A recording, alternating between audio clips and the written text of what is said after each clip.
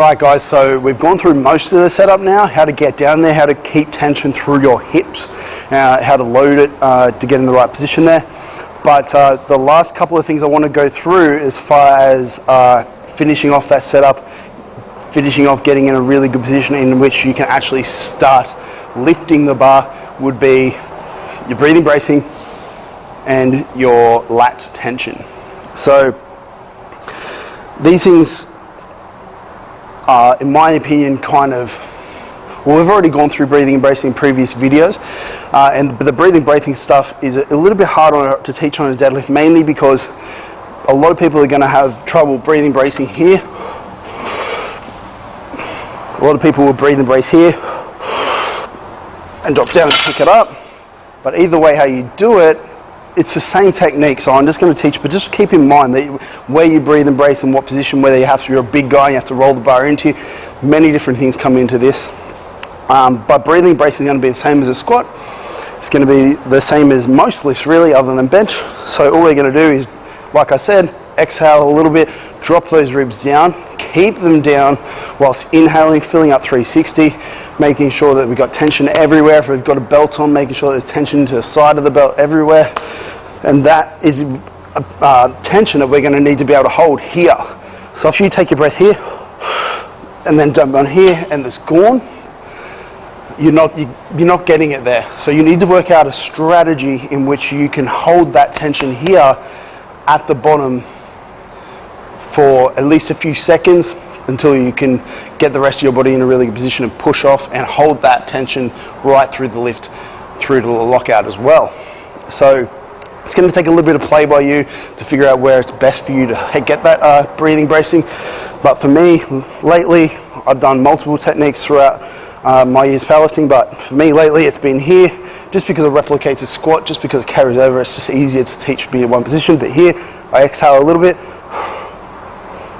and I inhale and fill up, and then I'm just going to go down and go from there.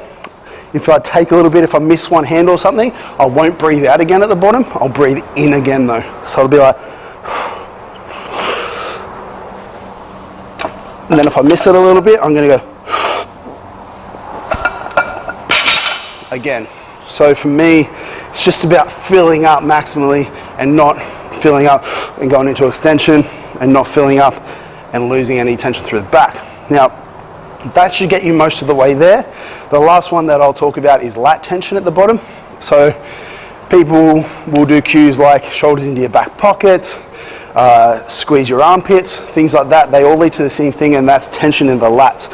What we're aiming to do is get our shoulders closer to our hips, basically. The lats are also going to help to keep your spine straight, but we don't want to flare up and keep the chest out and go into extension. So we want just enough, and I feel like most people overdo it when they do it, when really it's just a subtle little shift. It's just, if you want to externally rotate the bar, or whether you want to drag the bar into you a little bit, there's not a huge movement going on the shoulders. I think people think about it too much and they are getting too far. So for me, it looks something like this.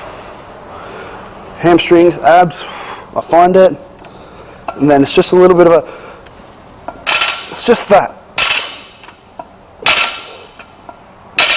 And I try and time it with, as I drop my hips down to the bar and build that tension through my hamstrings and my glutes, keeping my abs, I try and do it at the same time, timed with that. It's just that it's taken years to build that.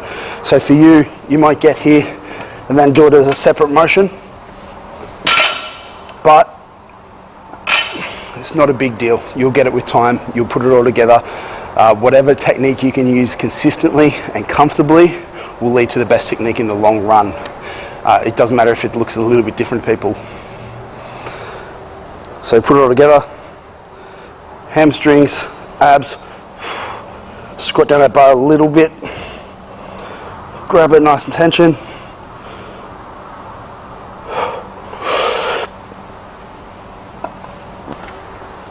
Okay. We're going to go through the how we're going to initiate the bar off the ground and lockout in the next video.